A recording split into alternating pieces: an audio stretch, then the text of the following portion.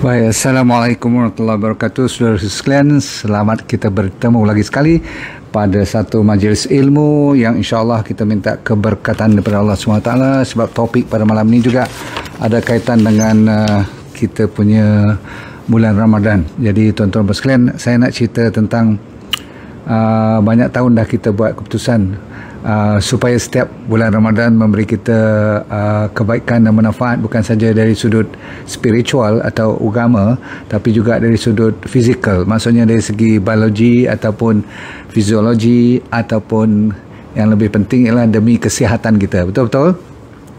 Sebab janji ramai saintis-saintis zaman moden, sama ada orang Islam sendiri ataupun daripada kalangan yang bukan Islam, telah membuktikan sejak akhir-akhir 10-20 tahun lepas ni kelang kabut sangat mereka menceritakan tentang fasting, sehingga kan orang dapat Nobel Prize. Yang Japanese tu menceritakan tentang macam mana bakteria dalam badan kita, autofaginya. Saya pun tahu lebih kurang ni lah 10 tahun lepas ni ramai pakar-pakar kardiologi, tahu tak, pakar-pakar jantung ni yang bukan orang Islam ni, punya sibuk dengan perkataan fasting. Ada lagi 2-3 orang yang jadi famous dalam internet pun, seolah-olah macam mereka lah yang mempelopori fasting. Mungkinlah mereka dah buat kajian puasa lebih daripada 1 hari, ada yang 3 hari, ada yang 7 hari. Tapi sebenarnya 1400 tahun yang lepas, waktu Rasulullah SAW membawa kepada kita, dan sebelumnya pun ada juga orang mengamalkan puasa, betul tak? Tapi sejak kita yang di bawah Rasulullah SAW ni, baginda dah bagi tahu kat kita macam mana nak puasa, berapa hari nak puasa dan sebagainya. Tidak termasuk lagi yang sunat, yang kan selalu saya sebut puasa 3 hari setiap bulan tu. Tapi bulan Ramadan ni khas, selain daripada dapat pahala berlipat kali ganda, saya nak jadikan sebulan ni untuk tahun ni lah. Kalau saya nak cuba kepada DND Warrior, anda di depan sana, tolong tekan share sekarang, sebab saya nak you ambil nota kenapa kadang-kadang kita tidak berjaya untuk menjadikan puasa ni sebagai penawar yang dijanjikan oleh Allah SWT, bahawa memang kalau puasa ni banyak kelebihannya. Betul? Cuma kenapa kadang-kadang kita tak dapat manfaat, dan kenapa kadang-kadang kita mendapat mudarat pula lagi? Sepatutnya tidak kan? Jadi boleh tak kita buka minda kita share dengan kawan-kawan, dan saya nak tahu pendapat anda, betul tak yang saya cerita malam ni? Sebagian besar daripada anda pernah berpengalaman. Contohnya kalau nak turunkan berat badan boleh, tetapi secepat mungkin dia turun, ataupun selambat mungkin sebulan tu perlukan mungkin tak sampai sehari 2, kemudian dah nampak naik 1 kilogram. Lepas minggu naik lebih daripada sebelum bulan puasa. Apa dah jadi? Baik, malam ni saya bagi kepada anda macam mana cara, mungkin saya bagi 7 step 7 cara yang you checklist, tengok kenapa kita tu boleh betul-betul menjadikan tahun ini, sebulan lepas kita puasa tu, kita dapat manfaat sehingga kan boleh jadi penawar kepada hampir semua penyakit, termasuklah masalah mental, masalah stres ni. Dengar Baik, nombor 1 ialah tidak lain tidak bukan, kalau you tahu fasting ni dia boleh meleraikan masalah-masalah dari segi yang paling utama sekali. Penyakit yang kita nak cuba hindarkan ialah penyakit pembunuh nombor 1, iaitu jantung. Jadi telah dibuat kajian, jantung boleh diperbetulkan dengan berpuasa. Sekejap cara puasa semua tu sekejap. Kita tengok penyakit apa lagi yang boleh dibantu. Banyak yang dah terkejut dengan berpuasa ni saja. Diabetes boleh, bukan kata di reverse, bahkan tak payah makan ubat lagi pun memang tidak menjadi satu hal yang pelik.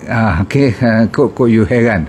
Seterusnya penyakit autoimun, penyakit blood pressure, penyakit yang tinggi kolesterol. Statin tu lepas bulan ni kalau you masih makan, berarti tidak berhasil lah puasa you dari sudut kesihatan. Boleh tak joint pain, sakit-sakit tulang? Saya nak cuba lagi sekali penyakit-penyakit yang tinggal serpihan gout saya ni macam mana. Ada tak boleh tangan saya ni yang kebas ni boleh hilang terus tak? Mana tahu. Lepas tu penyakit tulang, penyakit kanser pun. Jadi orang yang ada kanser pada malam ini atau you kenal sesiapa, boleh tak you bagi berita ni, sebab saya akan bagi tahu cara sekejap lagi. Tak guna kita cakap teori saja, tapi anda kena tahu penyakit GERD, penyakit GIT lah, gastrointestinal tract problem.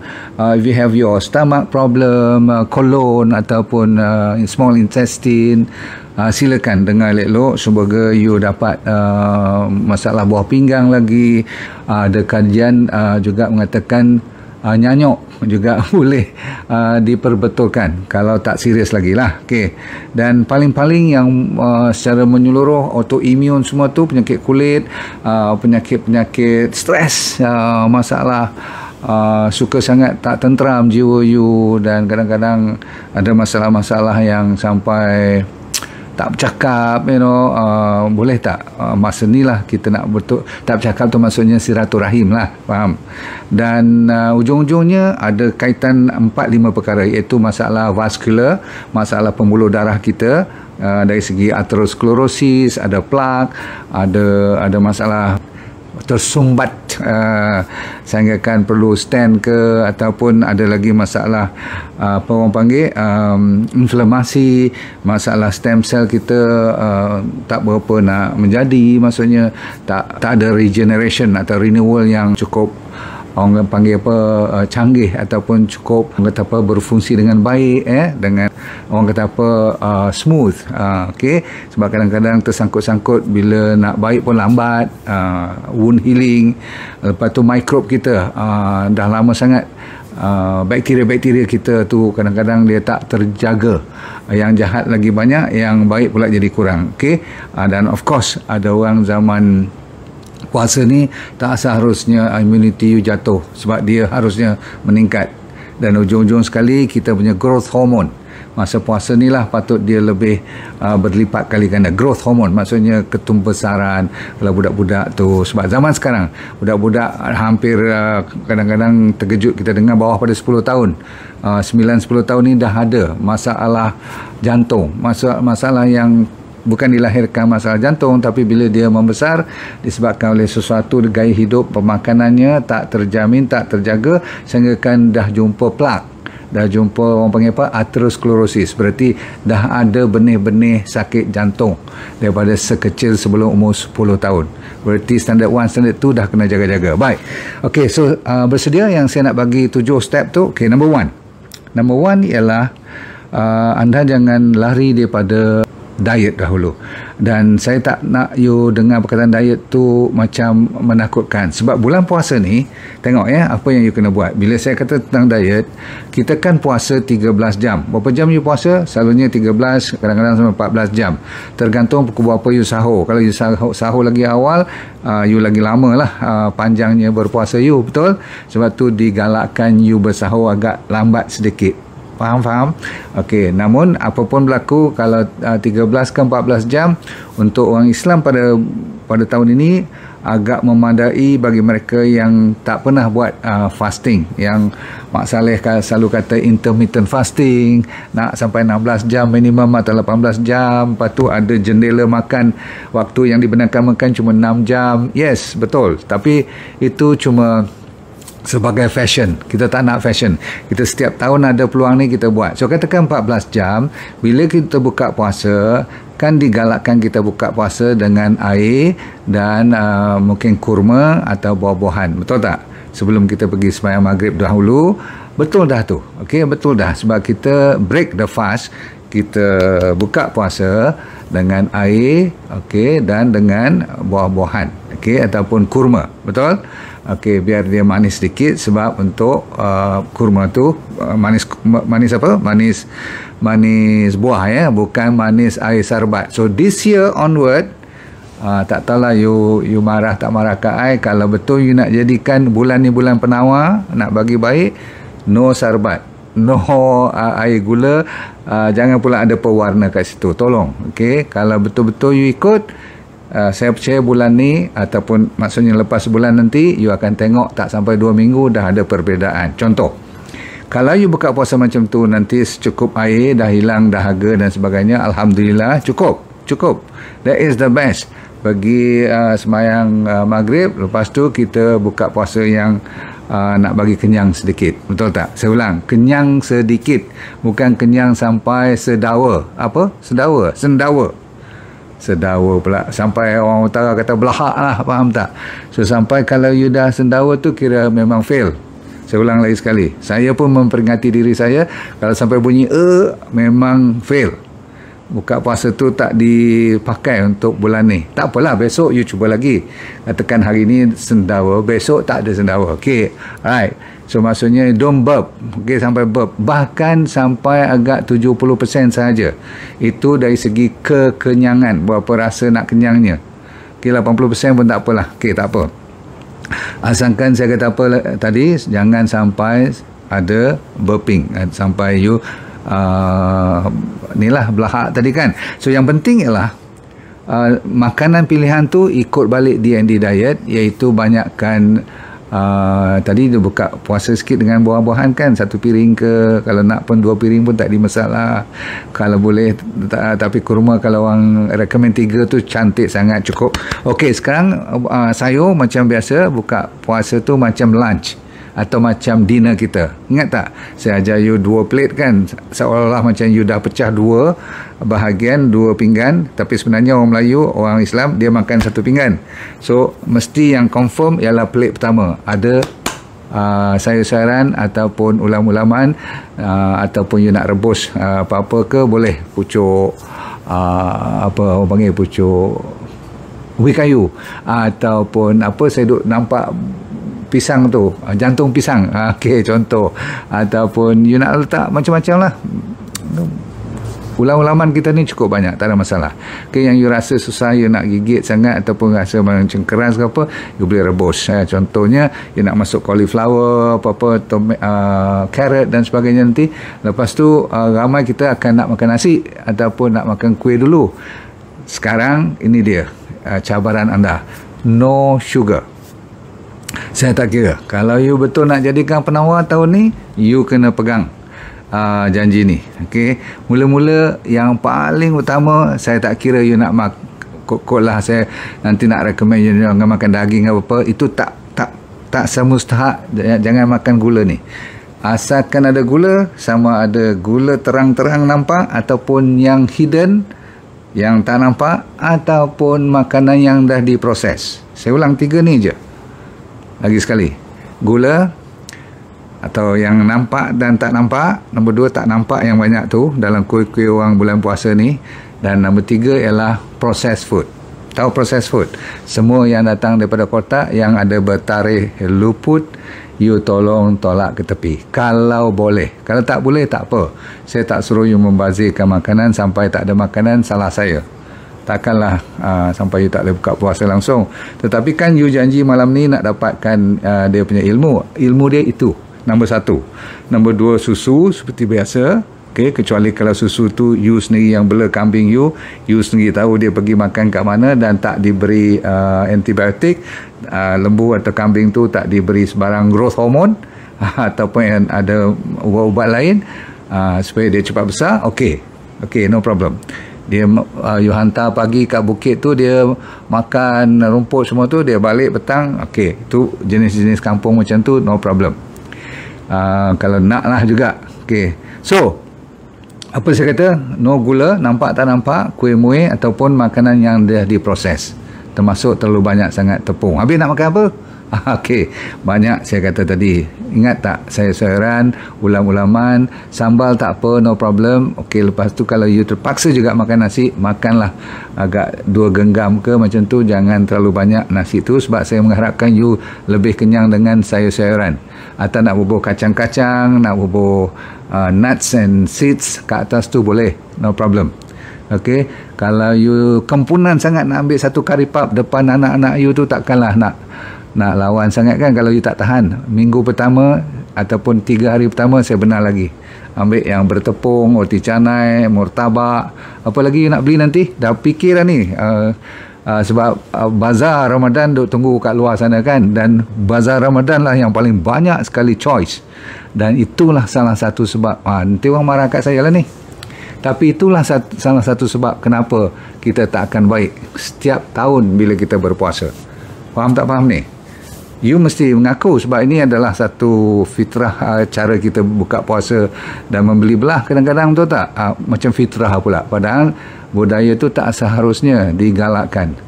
Dan saya minta kalau boleh siapa yang nak baik tahun ni jangan pergi, itulah kalau saya kata ni mesti you kata alah habislah orang nak berniaga macam mana. Betul, tetapi you kena pilih sekarang.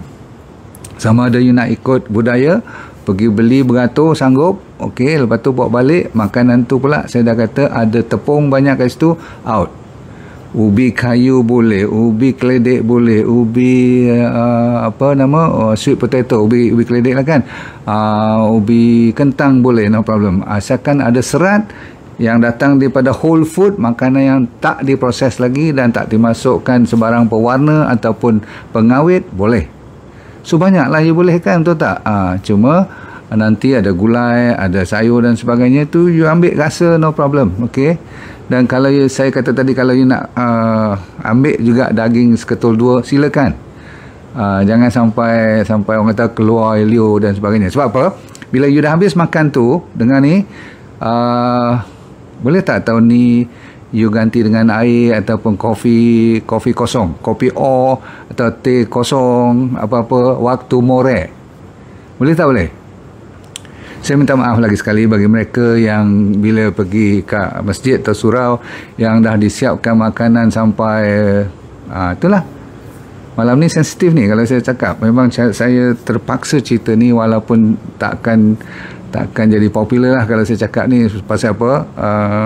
Saya tak peduli pasal apa. Saya tahu sangat bila disiapkan makanan tu dengan cantiknya, boleh tapau lagi lepas pada tarawih.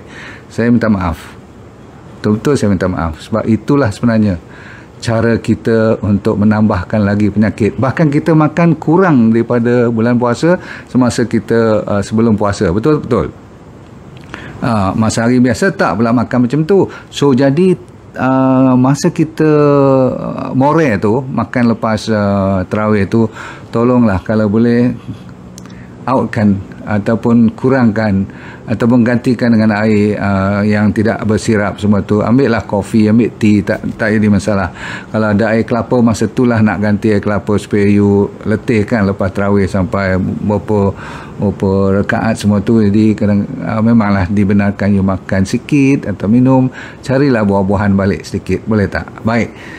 Kalau you makan juga sama banyak macam dulu, 2 mangkuk katakan bubur kacang ke ataupun bubur hitam ke, ataupun ada lagi murtabak yang tak habis masa buka puasa tadi, saya takut ada kuih seri muka lagi, ada lompat tikam lagi. So saya tak tahulah macam mana saya nak meyakinkan you supaya jangan ambil benda tu. Kalau nak baik, kalau tak mau, kita kan serah pada Allah SWT, tapi kita kena usaha. Sahur pula nanti kalau boleh awal sedikit, jangan terlalu dekat dengan subuh dah tu, sebab satu bahaya timing dia, nombor 2 kita kalau awal sedikit jadi you ada panjang sikit puasa you besok. Kita nak you panjangkan sikit puasa tu sebab dari sudut kesihatan, lagi panjang sikit you puasa lagi baik untuk you punya inilah yang saya cerita tadi, daripada bakteria you, pada sel you, daripada mitokondria you, daripada you punya otak pun akan lebih berfungsi dengan baik. Sebab bila sahur tu saya kata jangan ini pula cerita tentang sahur pula kan. Kalau boleh sahur tu macam sahur buat syarat, tak buat syarat. Jangan sampai kenyang langsung. Buat syarat berartinya sebab kita disunatkan untuk bersahur. Tapi you tengok cara Rasulullah SAW pun bila bersahur tidak makan banyak langsung, bahkan cuma sedikit sangat, kecuali air. Untuk kita duduk kat Malaysia ni air mustahak lah. So dari tadi pun lepas buka puasa saya tak kata tentang air kan, air yang tidak bergula no problem, minumlah. Nak masuk lemon ke, nak masuk honey sedikit ke, nak masuk stevia ke, sebab you jenis yang tak boleh tak manis, makan. So bila sampai sahur, sedikit mungkin makanan tetapi airnya banyak. Kalau boleh buat macam breakfast D&D diet, buah-buahan saja satu piring, tak payahlah sampai 300-400 gram yang kita ukur berat badan kali berapa. Kalau buah-buahan tu kali 10 kan, tak payah. Biar secukupnya, sesedap rasa. You rasa you dah masuk makanan 2-3 hari pertama tu mungkin banyak sikit, tapi minggu kedua lagi kurang. Yang penting air, tengok apa jadi. Sebab tu saya kata lepas minggu kedua, bila you dah kurangkan makanan solid, jangan tak makan, jangan sampai lapar. Saya ulang, jangan tak makan, jangan sampai lapar.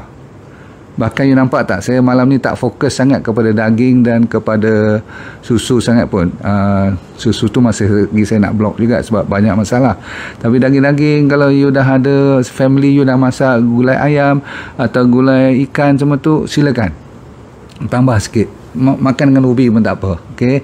Jangan makan dengan nasi putih yang melepak tu. Okay? Sebab lagi banyak you makan nasi putih, lagi tinggi you punya insulin dan lagi tinggi you punya gula, itu adalah racun dan you tak akan baik. Dan bulan ni saja atau bulan tahun depan pun kalau panjang umur, dia tak akan baik. Bahkan kita akan lebih teruk kalau tak jaga. Baik, dari segi makanan you dah faham penting air. Kalau apa pun saya kata malam ni, jangan lupa pada air. Kalau boleh air yang kosong ataupun kopi kosong ataupun teh kosong. Nak masuk saya kata lemon boleh, nak masuk honey sikit boleh, stevia boleh, dengan kurma. Sebab you mesti ada sikit manisan, betul? Boleh ikut tak ni? Saya pun akan cuba pada tahun ni, sebab saya pun cakap je, kadang-kadang saya terlepas juga sebab kuih muih kat Malaysia ni, faham lah kan.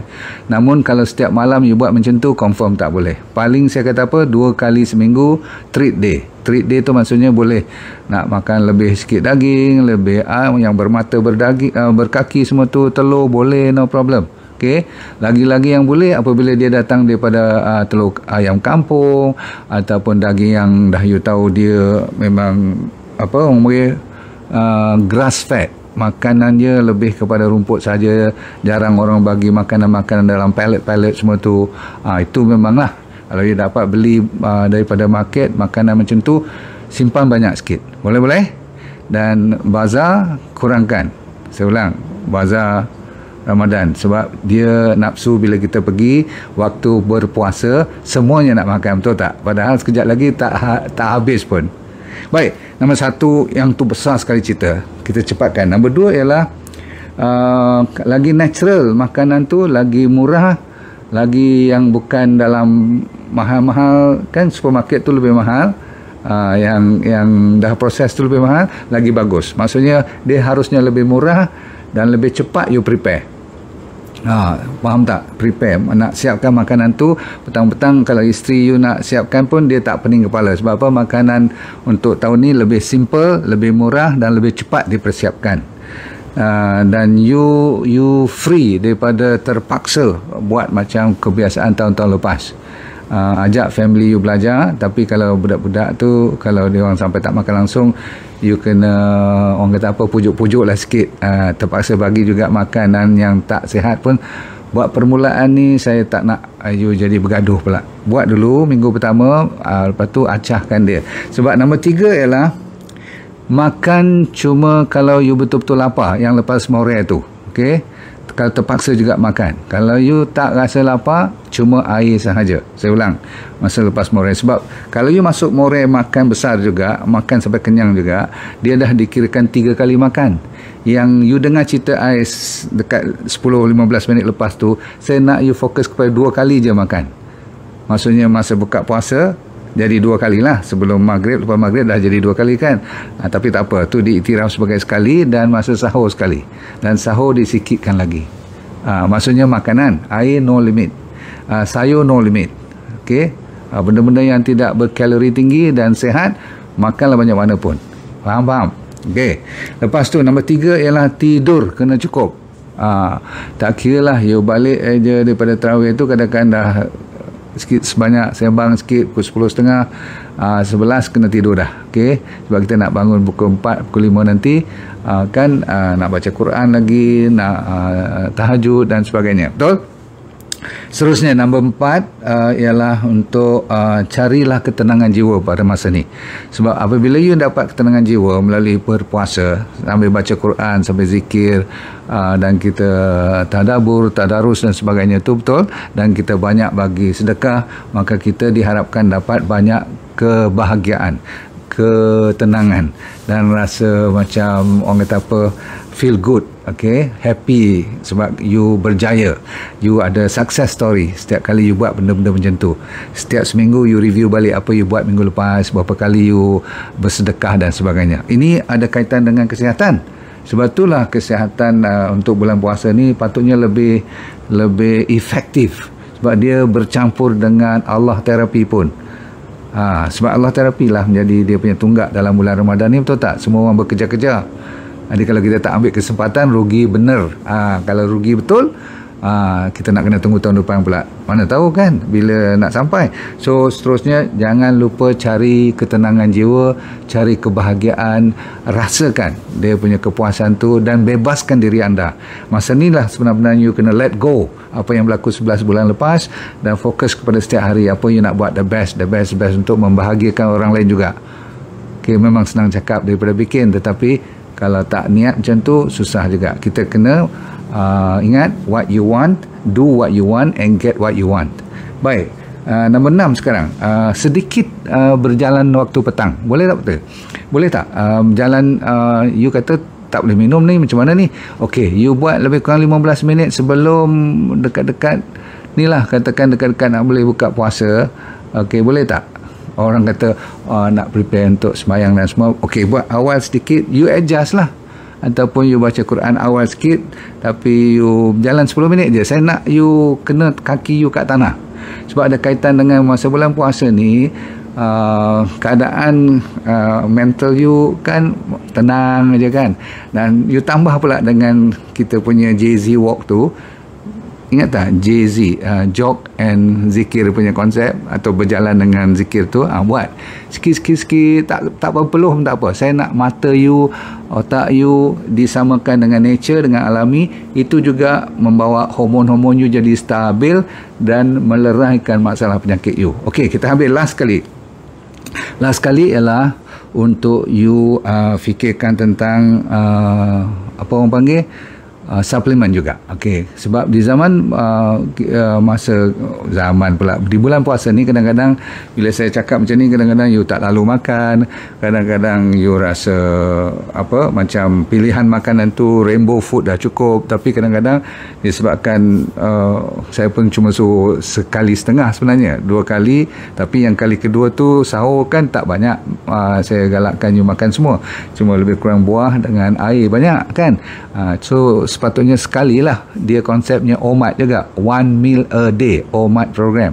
Tetapi itu style-style yang Mak Saleh yang tak bagi sampai tempuh benda lain. OMAD tu mesti sekali je. Kita benarkan ada flexibility. Kan saya kata lepas more, kalau you lapar juga silakan, tapi jangan makan benda-benda yang manis. Ambil benda-benda yang seperti inilah, agak-agak yang pahit-pahit jugalah, maksudnya seperti kopi, seperti teh kan, ataupun buah-buahan, no problem. Air kelapa, no problem. Kacang-kacang segenggam 2, no problem, silakan. Baik, kita tutupkan dengan cerita apa tadi. Yang last kali ialah you kena faham apa yang tengah berlaku. Semua nak bagi baik ni, ini dia penutup dia.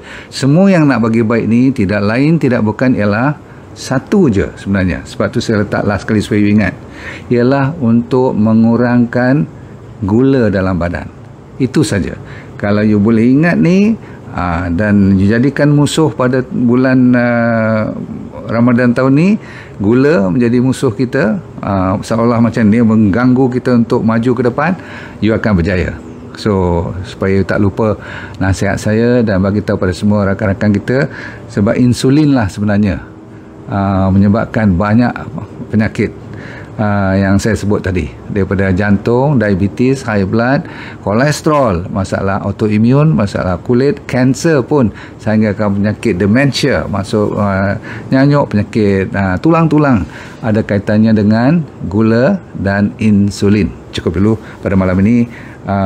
Jangan anda putus asa, bebaskan diri anda, perkasakan dengan ilmu ni dan lawan habis-habis. Memang nampak bunyi macam sedih sikit, tahu tak? Sebab selalu kebiasaan kita makan bulan puasa lah the best. Tapi tidak. Tahun ini you jadikannya masih the best, tapi bestnya apa? Bestnya hasil untuk kesihatan.